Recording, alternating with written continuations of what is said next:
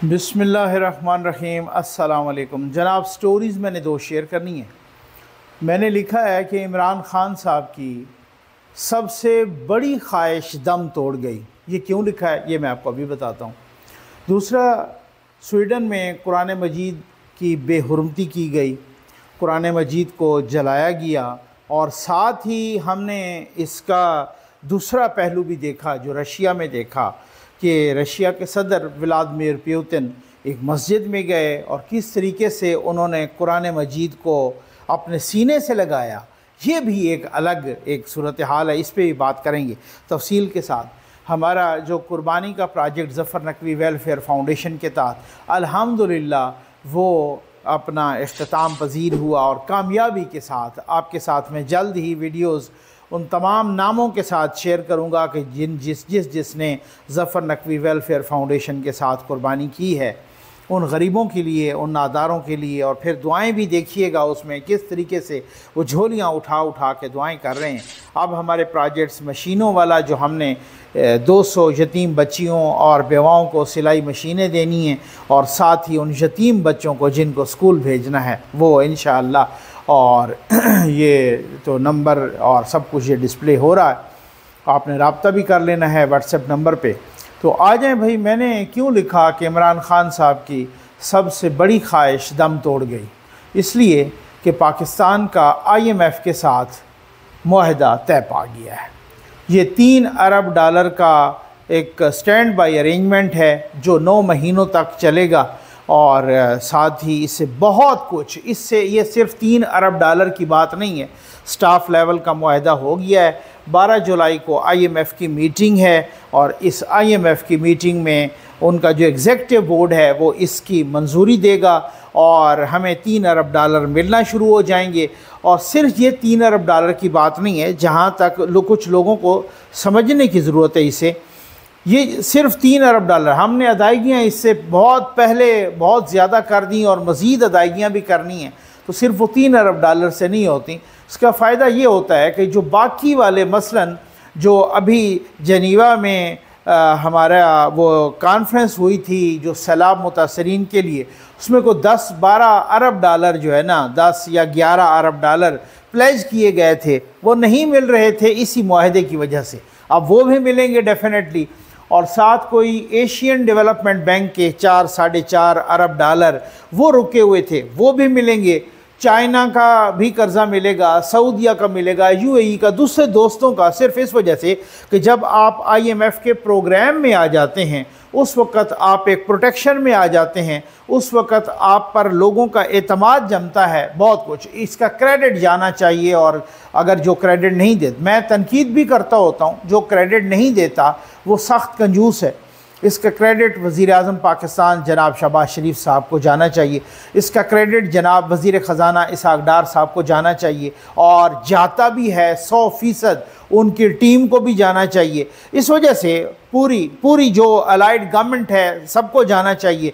जिस तरीके से उन्होंने देखें इस तरह से शब व रोज़ मेहनत की, जिस तरह से वज़ीर-ए-आज़म साहब ने घंटों, आज उन्होंने ख़ुद प्रेस कॉन्फ्रेंस में बताया कि IMF की MD से मैंने घंटों बात की, फाइनेंस टीम ने बहुत मेहनत की, इसहाक़ डार साहब ने, उसके बाद भी कुछ नहीं हो रहा था। अभी जो पेरिस में वज़ीर-ए-आज़म साहब गए हैं कॉन्फ्रेंस में, वहाँ पर उन्होंने पूरा जिक्र किया किस तरीके से श्रीलंका के सदर ने हमारी मदद की। उन्होंने IMF की MD को सिफारिश की कि ये पाकिस्तान मुश्किल में है, आप इनकी बात सुनें, इनके साथ मुआहदा करें। और जिस तरीके से बाकी लोगों ने इस्लामिक डेवलपमेंट वर्ल्ड बैंक, जो इस्लामिक डेवलपमेंट बैंक है, उन्होंने, उनके MD ने या उनके डायरेक्टर ने या उनके जो सरबराह हैं, उन्होंने जो जिस तरीके से मदद की, तो कहते हैं कि इन पेरिस कॉन्फ्रेंस के दौरान वज़ीर-ए-आज़म साहब ने को 3-4 मरतबा IMF की MD से बात की। मतलब ये आपका वो संजीदापन होता है, ये आपका को फ़िक्रमंदी होती है, जिस तरीके से आपने इसको सीरियस लिया और जिस तरीके से वज़ीर-ए-आज़म साहब ने एफ़र्ट्स लगाई, वो ज़रूर उनको क्रेडिट जाना चाहिए, उनको शाबाश मिलती है और उनको कौम की शाबाश है।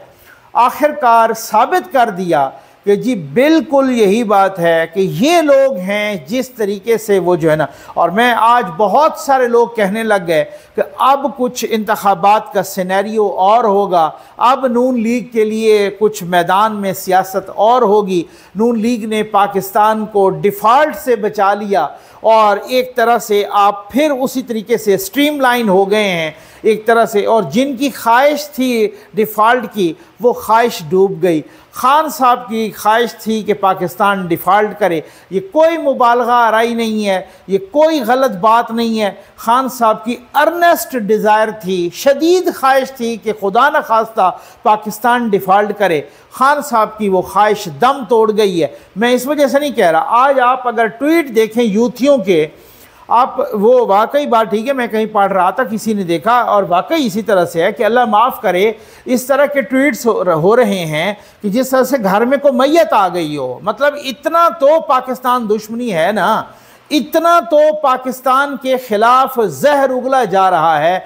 ये मैं पहले कभी भी, वो दोस्त इत्तफाक करेंगे मुझसे कि जिनसे मैं बात करता था, आज मुझे वही दोस्त कहते हैं कि नकवी साहब हम आपको कहते थे कि ये खान साहब और इसकी पार्टी पाकिस्तान को उजाड़ने के लिए आई है।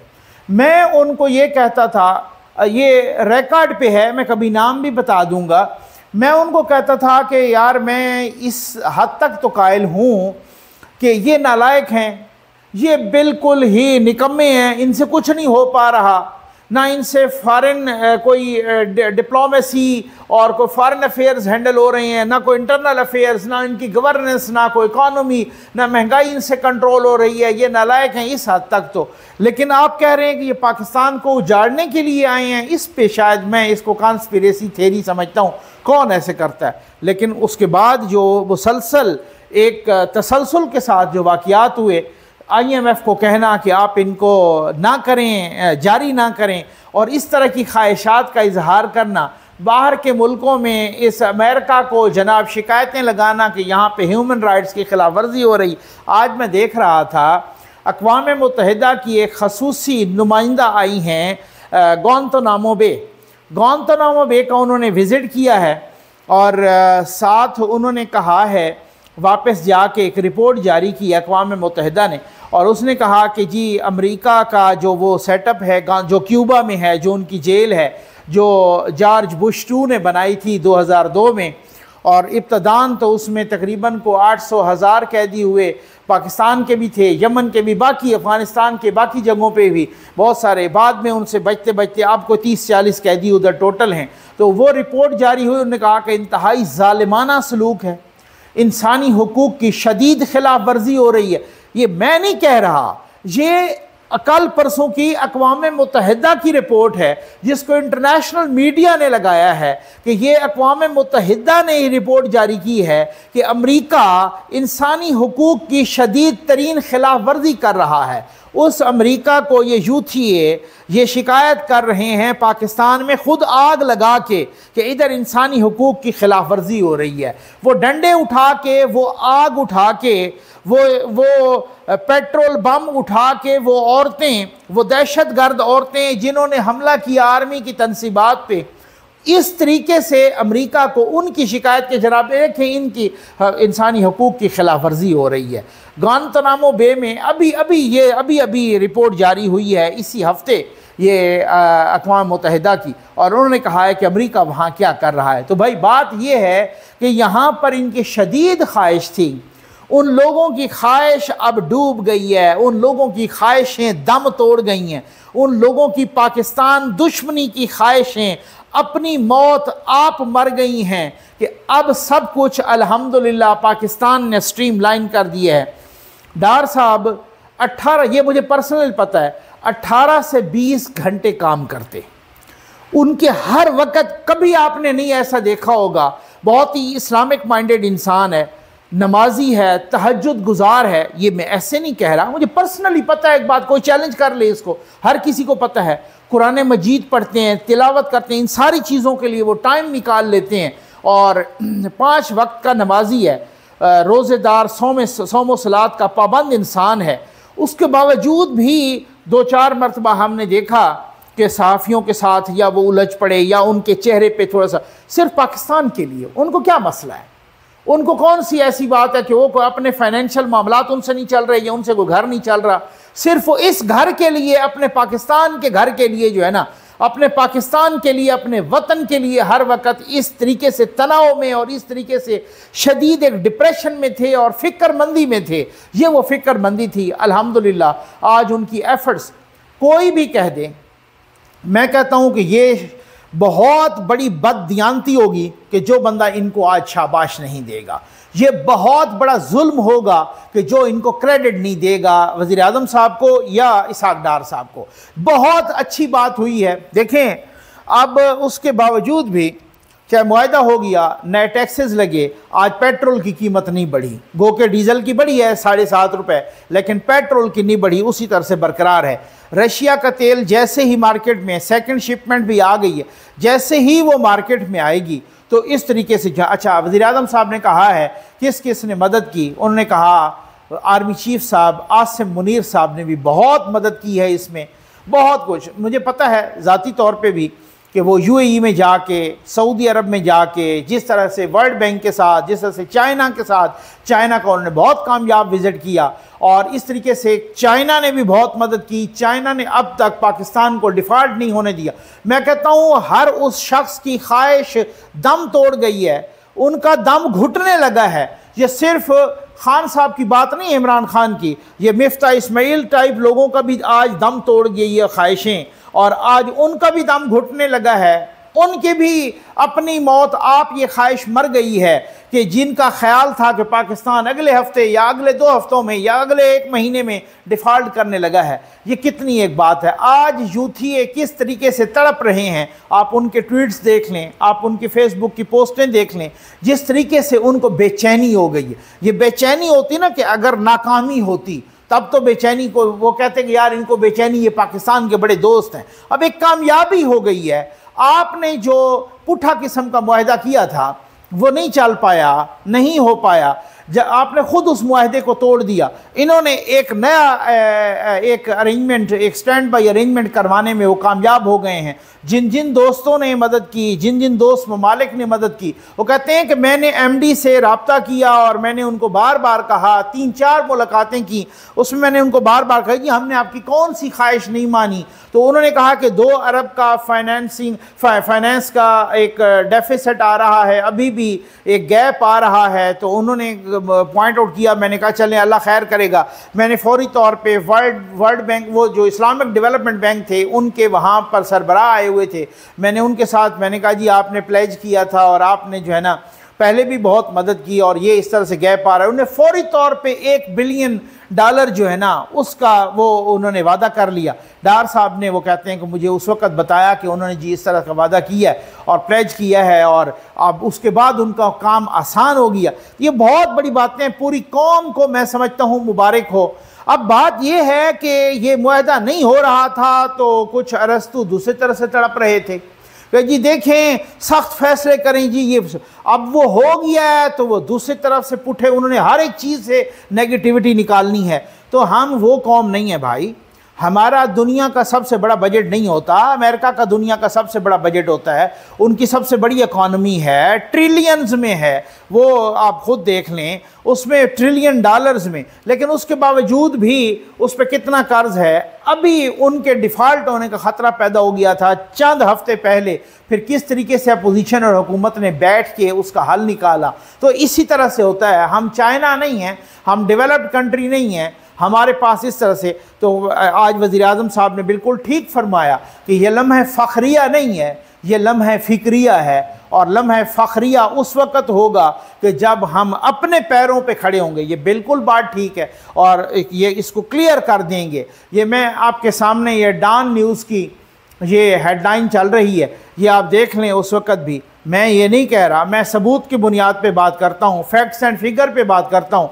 डॉन लीग्स ने किस किस्म की बात की थी और ये राइटर्स के हवाले से की थी और राइटर्स ने उस वक्त भी स्टोरियाँ छापी, बाकी भी तमाम ये दी न्यूज़ ने, बाकी भी हर किसी ने भी, अपना बिजनेस रिकॉर्डर ने, उनके वो प्रॉफिट ने, हर किसी ने ये लगाया कि जी नवाज़ शरीफ ने IMF को गुड बाय कह दिया क्योंकि आखिरी पेमेंट क्लियर हो गई उस वक़्त 2016 में। लेकिन बहुत सारे लोगों को फिर ये बातें हज़म नहीं हुई, और चूँकि वो यानी 6% से भी बढ़ गया था हमारा GDP, वो हज़म नहीं हुआ।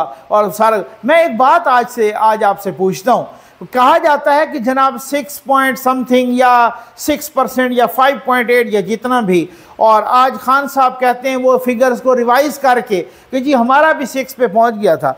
तो फिर आप मुझे ये बताएं कि अगर ऑलरेडी आपका GDP 6% पे हो तो आपको क्यों ज़रूरत पड़ी कि आपने नवाज शरीफ को खाई में फेंका, पूरा पाकिस्तान खाई में, और वो नेगेटिव में चला गया। 6 से आगे ही हम जाते हैं ना, हमने पीछे उसे रिवर्स गियर क्यों लगाया? वो प्याज जो मुझे 2013 से लेकर 2017 तक 20 से 25 रुपए से आगे नहीं गया, आलू 15-20 रुपए से आगे नहीं गया, चीनी इन दिनों इन सारे सालों में 50 से 55 रुपए से आगे नहीं गई, इन सारे सालों में आटा 45 रुपए से क्रॉस नहीं किया। मुझे क्यों ऐसा हुआ मेरे साथ? किसने दुश्मनी की कि वो आटा मुझे 100 रुपए पे मिलने लगा, चीनी मुझे 120 पे चली गई, वो आलू प्याज 100 रुपए पे चले गए? ये क्यों ऐसा हुआ? इस तरह से क्यों किया गया? किसी ने आज तक, हम तो कहते हैं ना, कुछ लोग कहते हैं नवाज शरीफ का टाइम वेस्ट हुआ है, आज वो अगर आ भी जाएं, दूसरी चौथी मरतबा वज़ीर आज़म भी बन जाएं, तो फिर भी जो है ना उनका ये जो वक्त बर्बाद हुआ है उनका कौन इसका जिम्मेदार है? मैं बिल्कुल ठीक है, उनसे एग्री करता हूँ।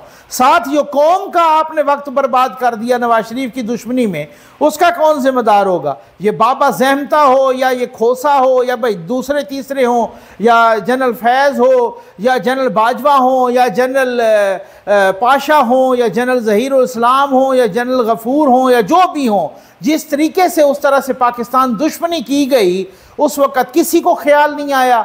आज ये क्लियर कर दिया था उन्होंने, ये कोई इंटरनेशनल मीडिया से लेकर सारा मीडिया बता रहा है, ये नवाज शरीफ ने ऐलान नहीं किया, आखिरी किस्त क्लियर करके IMF को बाय बाय कह दिया, उन्होंने खुदा हाफिज़ कह दिया था। और फिर उसके बाद एक ऐसा वक्त आया, एक ऐसे हुक्मरान को बिठा दिया गया कि जिसने सत्यानाश करके कौम का रख दिया, सिर्फ माशी तौर पे नहीं, अखलाकी तौर पे, मुआशरती तौर पे। गालियों का एक नया चैप्टर, एक नई डिक्शनरियाँ गालियों की इंट्रोड्यूस करवा दी, एक नई लफाजी आ गई, एक अदम इस्तेकाम आ गया, अदम बर्दाश्त आ गया, यूथिया, एक नई कौम डेवलप हो गई, यूथिया कौम यूथ, जो कौम लूत से भी को बुरी बला है। वो आज तक भी, मैं वो देख रहा था, मैदान अरफात में झंडा ले गए हैं, वहाँ भी ऐसी इबादत जो इस तरीके की इज्तमाई इबादत है इस्लाम की, हज अहम रुकन है, उसको भी पोलिटिसाइज करने की और सियासत में उसको भी रौंदने की कोशिश की और उसको भी सियासत में भिगोने की कोशिश की। और वो यूथिये जो झंडा ले गए, जो नारे लगाए, वहाँ पे हज के दौरान ही गिरफ्तार हो गए। अब आप अंदाज़ा कीजिए, ये ऐसी नेगेटिव कोई टोला पैदा हो गया जिस तरीके से ये मैं कह रहा हूँ कि IMF के मुआहदे और ये मुआशी चीज़ें होती रहेंगी, ये बर्बादी हुई है ना, ये इसका खमियाजा आप अशरों तक भुगतेंगे। आ जाए भाई दूसरी बात पे कि स्वीडन में कुरान मजीद की बेहुरमती हुई। स्वीडन में जिसने बेहुरमती की वो बदबख्त एक इराकी नयाद है, वो स्वीडन में गया, वो एथियस्ट है, यानी दहरिया है, खुदा को मानता ही नहीं। उसने वो इजाज़त ली जनाब प्रोटेस्ट की अदालत से, और ऐन ईद के दिन उसने स्वीडन में एक बड़ी मस्जिद के सामने, आप पूरा प्लान देखें फसाद का, एक मस्जिद के सामने पुलिस की कस्टडी में, पुलिस की हिफाजत में, हाँ, अब पहले पुलिस इजाज़त नहीं दे रही थी, लेकिन जब कोर्ट ने आर्डर कर दिया और उन्होंने इजाज़त दे दी तो फिर पुलिस ने उस मुजाहरे को प्रोटेक्ट करना था उनके, उसकी प्रोटेक्शन में कुरान मजीद को जलाया गया, कुरान मजीद की बेहुरमती की गई, अरबों मुसलमानों की जिस तरीके से दिल आज़ारी की गई, जिस तरह से। और दूसरा हमने फिर पहलू देखा, तमाम ने उसका एक मज़म्मत की, ख़ास तौर पे रजब तैयब अर्दगान साहब ने भी जिस तरीके से मज़म्मत की, और उन्होंने कहा कि अब जो स्वीडन है वो नेटो का मेंबर बनने के लिए उसे तुर्की की हिमायत चाहिए थी, अब वो हिमायत नहीं मिलेगी। तो बहुत सारी चीज़ें और भी हैं और उनका मैं बयान पढ़ रहा था और वो कह रहे थे कि हम उन्हें सबक सिखाएंगे कि एक आम किताब और मुक़द्दस किताब में फ़र्क क्या होता है। अमेरिका ने भी इसकी मज़म्मत की है कि आज़ादी इज़हार राय पर हम यकीन रखते हैं, लेकिन आज़ादी इज़हार राय का मतलब ये नहीं है कि आप दिल आज़ारी पे उतर आएँ या आप मजहबी तरीके से किसी की तौहीन करें। तो ये बहुत बड़ी बात है किस तरीके से प्लानिंग के तहत इस्लाम के ख़िलाफ़ और मुसलमानों के ख़िलाफ़ किस तरीके से प्री प्लान्ड तरीके से। अब आप देखें, मुजाहरा भी उस बदबख्त ने उधर करना था, मस्जिद के सामने करना था और ईद के दिन करना था। वो इतनी बड़ी मस्जिद है और उसमें तकरीबन कोई कहते हैं 10,000 नमाजी तक नमाज पढ़ते हैं। नमाज के दौरान ये मुजाहरा हुआ और फिर कल को कुछ हो तो फिर शिद्दत पसंदी का लेबल लग जाएगा उस मुसलमान पर जो उस बदबख्त के खिलाफ कोई अगर बिलफर्ज, मैं तो नहीं कहता कानून और आइन उसको पकड़ना चाहिए, उसको कानून और आइन को पकड़ना चाहिए, लेकिन जब कानून और आइन इस तरीके के ओछे हथकंडों की इजाज़त दे तो फिर ये वो बात होती है कि जिसकी वजह से कानून और आइन को लोग हाथ में लेने लग जाते हैं। तो ये ऐसा बिल्कुल नहीं होना चाहिए, लेकिन कानून और आइन किसी भी रियासत का हो, ऐसे लोगों की वो कला कमा करे और ऐसे लोगों को कटहरे में लाए।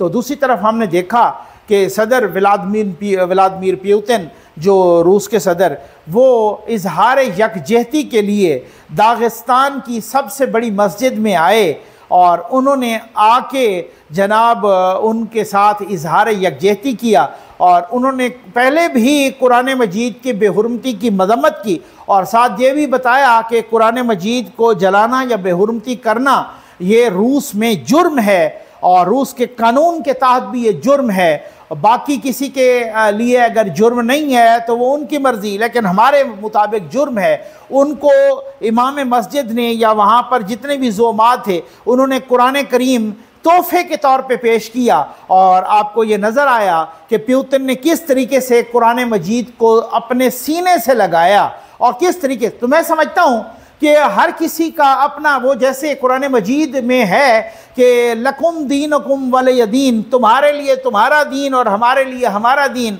हम एक इस्लाम जो है वो को एग्जिस्टेंस पर बिलीव करता है।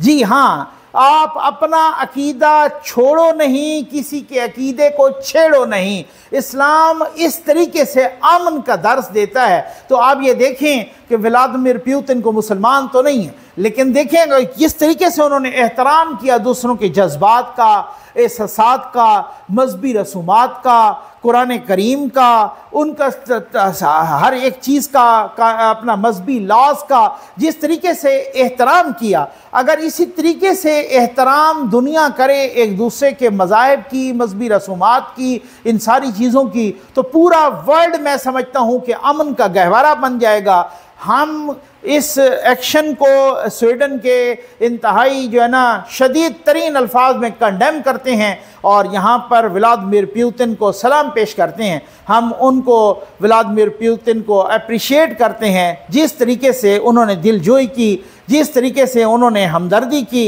इजहार हमदर्दी की, जिस तरह से वो मस्जिद में आए, जिस तरीके से उन्होंने कुरान मजीद का एहतराम किया। तो मैं समझता हूँ कि ये इसका डेफिनेटली ये उलमाए दीन बता सकते हैं, मुफ्तियान कराम बता सकते हैं, इसका डेफिनेटली खुदावंद करीम की निगाह में इसकी अप्रिसिएशन भी है, इसका रिवार्ड भी है। उम्मीद है आपको वीडियो पसंद आई होगी। आपका बहुत बहुत शुक्रिया।